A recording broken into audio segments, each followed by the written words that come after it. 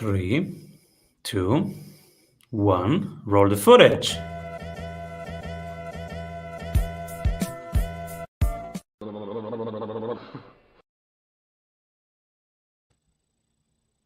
Welcome back, everybody, to the Strategy Sprints podcast. I'm your host, Simon Severino. My guest today is a Wall Street Journal and USA Today best-selling author and the founder of Bestseller Publishing. He has been featured on ABC, NBC, CBS, Fox News, Forbes and Entrepreneur magazine. He helps entrepreneurs become the go-to authority in their market by writing, launching, and profiting with a best-selling book. Welcome, everybody. Rob Kosberg. Simon, thank you, my friend. Good to be here. What a great introduction. It's almost like I wrote that myself. Look, everybody's so excited to have you here. And we are going to talk how to become the hunted in your field using a best-selling book. Love it. What are you currently creating, Rob? Well, everything that I do revolves around helping my clients to grow their authority in their marketplace. Starts with a book.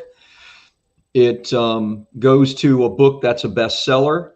And then it's ancillary things like speaking engagements, additional awards for their book, notoriety, things like that. So probably the two big things I'm working on in that vein are we're doing a launch, in fact, this week, launching a book with numerous authors to Wall Street Journal and USA Today bestseller, which is a very big deal.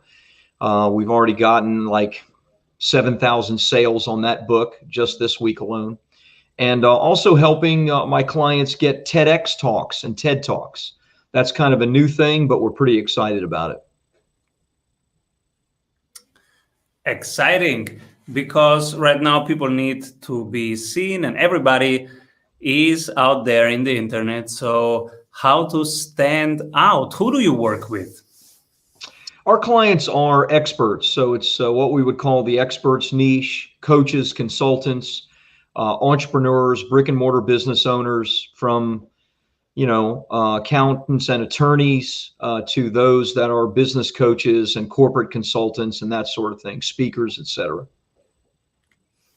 And what are some insights right now? What are misconceptions that you see out there, or mistakes that people do when trying to get noted?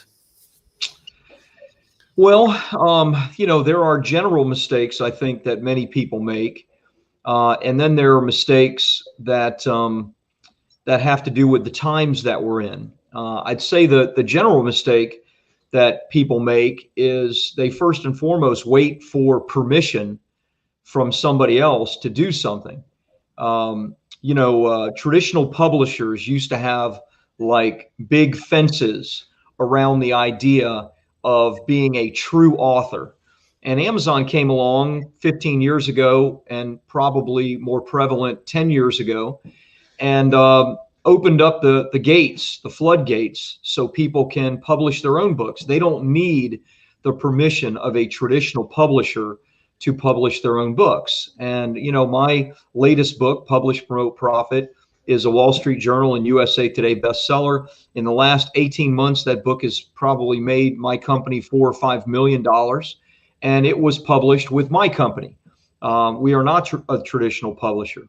So I think, people waiting for permission, people waiting for the validation of a traditional publisher to come along is a big, big mistake. And then I think in the times that we're in right now, I think because travel is a little bit more restricted, and there aren't as many conferences going on and events.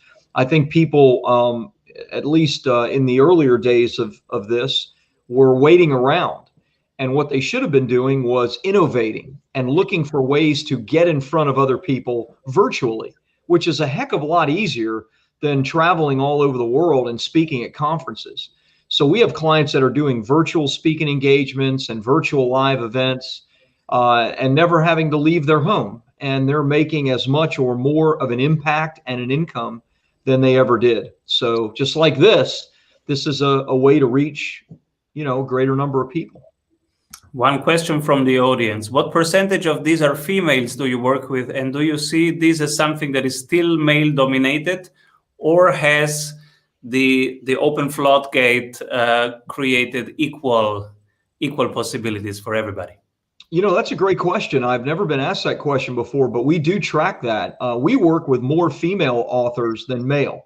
It's close, but it's about 55-45. So we've published over 1,000 bestsellers in the last 10 years, and about over 500 of those authors are women coaches, consultants, fitness experts, et cetera. So it is not male dominated, although I do think probably the coaching and consulting space is. And I don't know what the psychology is behind this. Maybe it's that, women are smart and see that, doing a book helps them to get a leg up on their competition, which maybe in their space is male dominated. I've never asked that, but that might be a good question to ask my female authors. But we actually have, as I said, more female authors that we're doing great things for than male. For a book to make 4 to 5 millions in revenue, what are all the promotional elements that need to go into that? Well, less than you think, because I didn't make $4 or $5 million from royalties. That's not how someone like myself or someone like you or the average very successful entrepreneur is going to make money with their book. Now, my book is done well, and I get royalties every single month. But as I said, it's a Wall Street Journal and a USA Today bestseller. But the money, the millions of dollars and a huge impact, comes from using the book in various things. So how do we use it? So we use my book in conjunction with advertising. We have a book funnel online. We pay advertising to put my book in front of people on Facebook, Instagram, LinkedIn, Google, YouTube, etc., and offer a discount on the book, get people into my world by opting in, filling out the forms, and then leading people to buy courses, coaching, or our done-for-you services.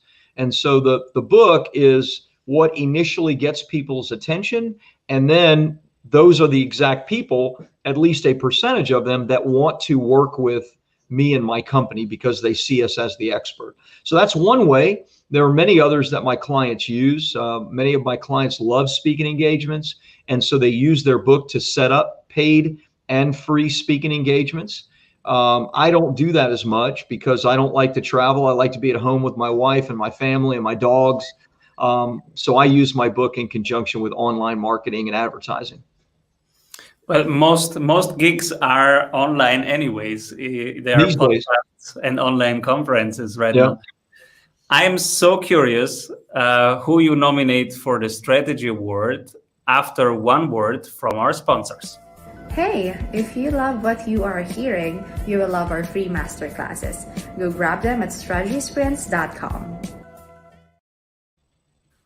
When everybody's zigging, this person is zagging, but from your perspective, they are doing the right thing. Who do you pick?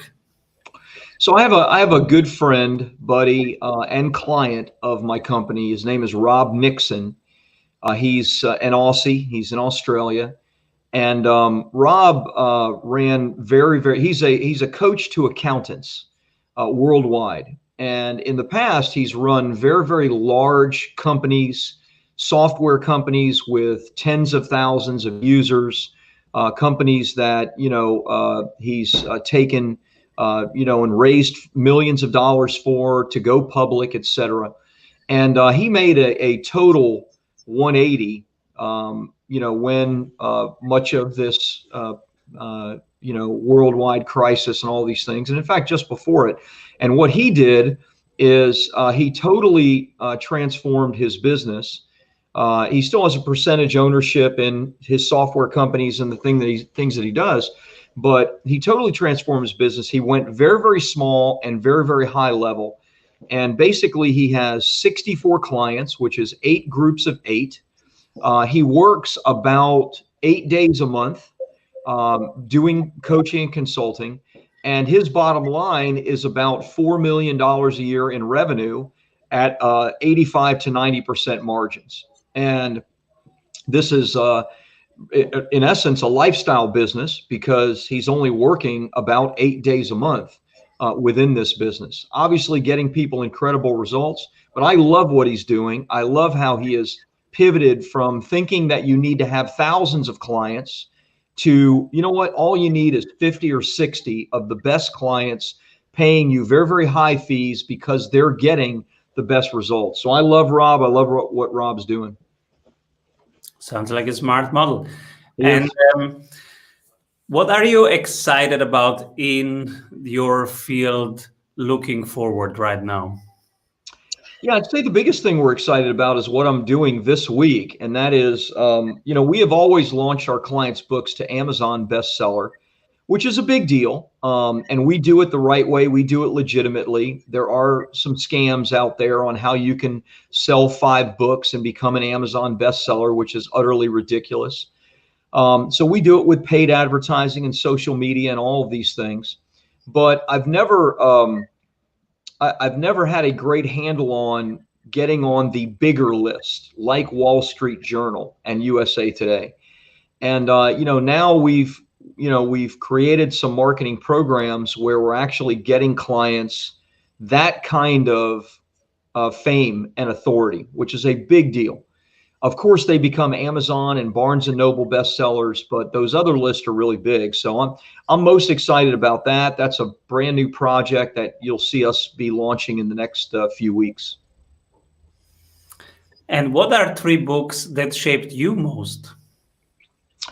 You know, my answer is going to be a little different for that, I think. You know, number one, I'm a spiritual person, and I didn't grow up that way at all, but I've been, you know, reading the scriptures and digging deep in the Bible every single day for the last, 30 years. And it has transformed, you know, I've been married for 30 years. I have 3 great kids.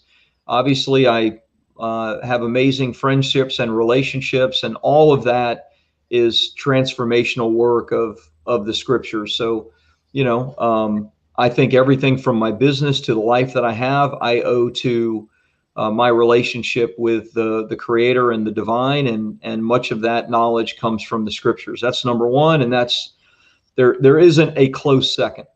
Number 2, I would say, which may be a little bit different, but the books that I've written have transformed my life more than anything else. So most recently, Publish, Promote, Profit, you know, writing a book that has made an impact on tens of thousands of people, and that took a lot of work and energy and effort to get out of me, made a tremendous impact on the kind of person that I am.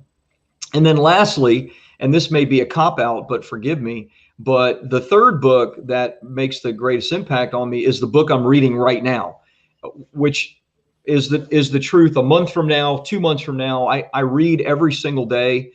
And I read everything from marketing books to books on philosophy.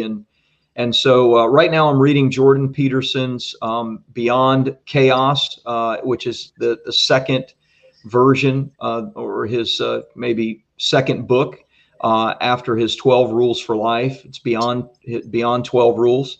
I love it. I love his thinking. I love his philosophy. With that said, ask me a month from now and it'll be something else, because I'll be reading something else. What did you learn from the pandemic that you wouldn't have learned otherwise?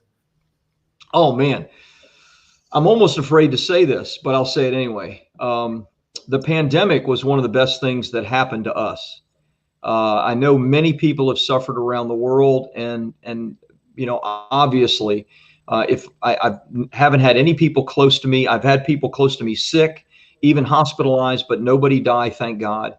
And so I'm grateful for that. But as far as what I've learned, you know, my company used to be a company that, you know, a dozen of my employees met in an office in Pasadena, California, where our base is.